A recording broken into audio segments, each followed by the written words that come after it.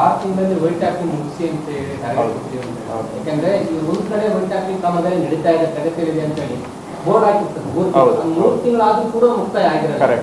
6 ತಿಂಗಳಲ್ಲಿ ಆಗುತ್ತಾ? ಈಗ ಎಷ್ಟು ಪರ್ಸೆಂಟ್ ವೈಟ್ ಟ್ಯಾಪಿಂಗ್? ಈಗ ಕರೆಕ್ಟ್, ನೀವು 120 ಕಿಲೋಮೀಟರ್ ಅಲ್ಲಿ ಈಗ 50% ಕೆಲಸ ಆಗಿದೆ. ಈಗ ನಾನು ಏನಾದರೂ ಇವ್ರಿಗೆ ಪೇಮೆಂಟ್ ಪ್ರಾಬ್ಲಮ್ ಇದೆಯಾ ಅಂತ ಕೇಳಿದೆ. ಯಾಕಂದರೆ ಕಾಂಟ್ರಾಕ್ಟ್ರು ಡಿಲೇ ಮಾಡಬೇಕಾದ್ರೆ ಒಂದು ಮುಖ್ಯ ಕಾರಣ ಪೇಮೆಂಟು ಬರಲಿಲ್ಲ ಅಂದರೆ ಕಾಂಟ್ರಾಕ್ಟ್ರು ಆಟೋಮ್ಯಾಟಿಕಲಿ ಕೆಲಸ ಮಾಡೋದು ಸ್ಲೋ ಡೌನ್ ಆಗುತ್ತೆ.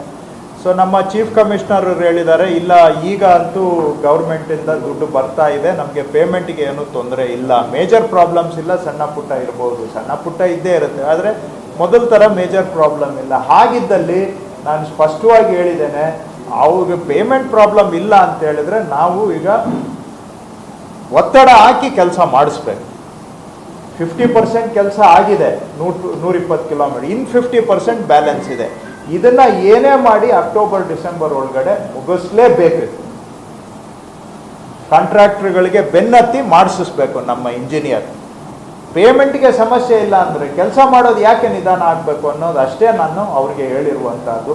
ಅದರಲ್ಲಿ ನಾನು ಜಾಸ್ತಿ ಕತೆ ಕೇಳೋಕ್ಕೆ ತಯಾರಿಲ್ಲ. ಈಗ ಏನಾಗುತ್ತೆ, ಕೆಲಸ ಆರಂಭ ಆಗುವಾಗ ಸಮಸ್ಯೆ ಜಾಸ್ತಿ ಬರುತ್ತೆ. 50% ಕೆಲಸ ಆಗೋದ್ಮೇಲೆ ಸಮಸ್ಯೆ ಆ್ಯಕ್ಚುಲಿ ಕಮ್ಮಿ. ಯಾಕಂದರೆ ಅಷ್ಟೊತ್ತಿಗೆ ಎಲ್ಲ ಮೇಜರ್ ಪ್ರಾಬ್ಲಮ್ಸ್ ಆಗಿಬಿಟ್ಟಿರುತ್ತೆ. ಸೊ ನನ್ನ ಪ್ರಕಾರ ನನಗೆ ವಿಶ್ವಾಸ ಇದೆ, ಇನ್ನು 6 ತಿಂಗಳಲ್ಲಿ ಇದು ಕಂಪ್ಲೀಟ್ ಮಾಡಲಿಕ್ಕೆ ಸಾಧ್ಯ ಅಂತ. ವೈಟ್ ಟಾಪಿಂಗಲ್ಲಿ ಇನ್ನೊಂದು ಪಾಯಿಂಟ್ ನಿಮ್ಗೆ ಹೇಳೋದು ಮರ್ತೋಯ್ತು. ಇನ್ನೂ ಒಂದು 300 ಕಿಲೋಮೀಟ್ರು, ಈಗ 196 ಕಂಪ್ಲೀಟ್ ಆಗಿದೆ, 120 ಪ್ರಗತಿಯಲ್ಲಿದೆ. ಇದಲ್ಲದೆ ಇನ್ನೂ 300 ಕಿಲೋಮೀಟ್ರ್ ವೈಟ್ ಟಾಪಿಂಗ್ ಮಾಡಬೇಕು ಅಂತ ಮಾನ್ಯ ಮುಖ್ಯಮಂತ್ರಿಗಳು ಹೇಳಿದ್ದಾರೆ. ಅದಕ್ಕೆ ಪ್ರಾಜೆಕ್ಟ್ಸನ್ನು ಐಡೆಂಟಿಫೈ ಮಾಡಿ ಸರ್ಕಾರದ ಅನುಮೋದನೆಗೆ ಸಲ್ಲಿಸುವ ಹಂತದಲ್ಲಿ ನಾವಿದ್ದೇವೆ. ಸೊ ಇದು ಕಂಪ್ಲೀಟ್ ಆಗುವಷ್ಟೊತ್ತಿಗೆ ನೆಕ್ಸ್ಟ್ 300 ಕಿಲೋಮೀಟರ್ಸ್ ಕೂಡ ಸ್ಟಾರ್ಟ್ ಮಾಡಬೇಕು ಅಂತ ಸರ್ಕಾರದಲ್ಲಿ ವಿಚಾರ ಇದೆ. ಸರ್, ಇದು ವೈಟ್ ಟಾಪಿಂಗ್ ಅನೇಕ ಕಡೆಗಳಲ್ಲಿ ನೋಡಿದ್ದೀನಿ, ಎಲ್ಲೂ ಕೂಡ ಬೋರ್ಡು ಹಾಕೋದಿಲ್ಲ, ಯಾರು ಕಾಮಗಾರಿ ಮಾಡ್ತಾ ಇದ್ದಾರೆ ಅನ್ನೋದು ಕೂಡ ಇರೋದಿಲ್ಲ, ಎಷ್ಟು ದಿವಸದಲ್ಲಿ ಮುಗಿಸ್ತೇವೆ ಅನ್ನೋದು ಇಲ್ಲ. ಚಾಮರಾಜ ಪೇಟೆದು ಬಿನ್ನಿಮಿನ ಎದುರುಗಡೆ ರೋಡು 2 ವರ್ಷ ಸರ್, 2 ವರ್ಷ ಅಲ್ಲಿ ಬಿದ್ದು ಕೈಕಾಲು ಮುಟ್ಕೊಂಡ್ರು, ಸತ್ತೋದ್ರು ಜನ. ಯಾರು ಕೇಳಬೇಕು ಅನ್ನೋದು ಗೊತ್ತಿಲ್ಲ ಸರ್. ಆಮೇಲೆ ವೈಯಾಲಿ ಕಾವಲ್ ಹತ್ರ 4-5 ಉದಾಹರಣೆ ಕೊಡ್ತೇನೆ ನಾನು ನಿಮಗೆ. ಎಲ್ಲ ಕಡೆಗಳಲ್ಲೂ ಕೂಡ ಇದೇ ತರ ಆಗ್ತಾ ಇದೆ. ಯಾರು ಕೇಳಬೇಕು ಅನ್ನೋದು ಕೂಡ ಜನರಿಗೆ ಗೊತ್ತಿಲ್ಲ. ಎಲ್ಲ ಪಾಯಿಂಟ್ಸು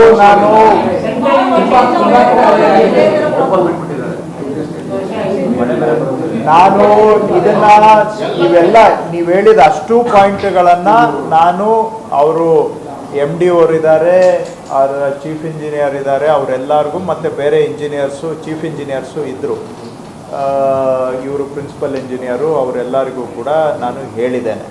ವರ್ಕ್ ಸೈಟ್ಗಳನ್ನು ಸರಿಯಾಗಿ ಮ್ಯಾನೇಜ್ ಮಾಡ್ತಾ ಇಲ್ಲ, ಆಗದು ಬಿಟ್ಬಿಡೋದು, ಸರಿಯಾಗಿ ಸೇಫ್ಟಿ ಇರೋದಿಲ್ಲ, ಆಮೇಲೆ 3 ತಿಂಗಳು ಪ್ರಗತಿ ಇರೋದಿಲ್ಲ, ಜಲ್ಲಿ ಹಾಕ್ಬಿಟ್ಟು ಬಿಟ್ಬಿಡೋದು, ಇದರಿಂದ ಜನ ಬಿದ್ದೋಗೋದು, ಇದರಿಂದ ಜನಕ್ಕೆ ಸೇಫ್ಟಿ ಅನ್ಸೇಫ್ಟಿ ಅಷ್ಟೇ ಅಲ್ಲ, ಇದರಿಂದ ಟ್ರಾಫಿಕ್ ಪ್ರಾಬ್ಲಮ್ಮು, ಜಾಮುಗಳು ಜಾಸ್ತಿ ಆಗ್ತಾ ಇದೆ. ಕೈ ಇಟ್ಟ ಮೇಲೆ ಮುಗಿಸೋಂಗಿದ್ರೆ ಕೈ ಇಡಬೇಕು, ಎಷ್ಟು ಮುಗಿಸೋಕ್ಕಾಗುತ್ತೆ ಅಷ್ಟಕ್ಕೆ ಕೈ ಇಡಬೇಕು. ಸುಮ್ಮನೆ ಸಿಕ್ಕಿದೆ ಅಂದ್ಬಿಟ್ಟು ಎಲ್ಲ ಊರೆಲ್ಲ ಕಿತ್ತಾಕ್ಬಿಟ್ಟು ಬಿಟ್ಬಿಡೋದು ಆಗೋದಿಲ್ಲ, ಮಾಡಬಾರದು. ನೀವು ಕ್ಲಿಯರ್ಲಿ ಒಂದು ಗುರಿ ಇಟ್ಟುಬಿಟ್ಟು ಕೆಲಸಕ್ಕೆ ಕೈ ಇಡಬೇಕು. ಈ ವಿಷಯವನ್ನು ತಮ್ಮ ಭಾವನೆ ಏನಿದೆ ಇದನ್ನು ನಾನು ಸ್ಪಷ್ಟವಾಗಿ ಅವರಿಗೆ ಹೇಳಿದ್ದೇನೆ. ನಾನು ಹೇಳಿದ ಕೂಡಲೇ ಅದೆಲ್ಲ ಹಂಗೆ ಆಗ್ಬಿಡುತ್ತೆ ಅಂತಲ್ಲ, ಆದರೆ ನಮ್ಮ ಕೆಲಸ ಇಲ್ಲಿ ಜನಗಳ ಸಮಸ್ಯೆಯನ್ನು ಅವ್ರಿಗೆ ಮನವರಿಕೆ ಮಾಡಿ ಅರ್ಥ ಮಾಡಿಸ್ಬೇಕು. ಫಸ್ಟು ಕೆಲವು ಪೇಮೆಂಟ್ ಪ್ರಾಬ್ಲಮ್ಮಿಂದ ಅಥವಾ ಲ್ಯಾಂಡ್ ಪ್ರಾಬ್ಲಮ್ಮಿಂದ ಕೆಲವು ಕಡೆ ಸಮಸ್ಯೆ ಬರುತ್ತೆ. ಮೊನ್ನೆ ಏನಾಯಿತು, ಕೆಲವು ರೀಸೆಂಟಾಗಿ ತಮಗೆ ಗೊತ್ತಿದೆ, ಹೆಚ್ಚಾಗಿ ವೈಟ್ ಟಾಪಿಂಗು ಮೆಟ್ರೋ ಕೆಲಸ ಮಾಡೋರೆಲ್ಲ ಸ್ವಲ್ಪ ಈ ಈಶಾನ್ಯ ರಾಜ್ಯಗಳಿಂದ ಬರ್ತಾರೆ. ಮೊನ್ನೆ ಎಲೆಕ್ಷನ್ಗಳಿದ್ದಾಗ ಸಾರಾಸಗಟಾಗಿ 3 ತಿಂಗಳು ಓದೋರು ಬರಲೇ ಇಲ್ಲ. ಈ ಥರ ಕೆಲವು ಪ್ರಾಬ್ಲಮ್ಸು ಅವ್ರು ಹೇಳ್ತಾರೆ, ಅವೆಲ್ಲ ಇರ್ತವೆ ಏನೇ ಇದ್ರು.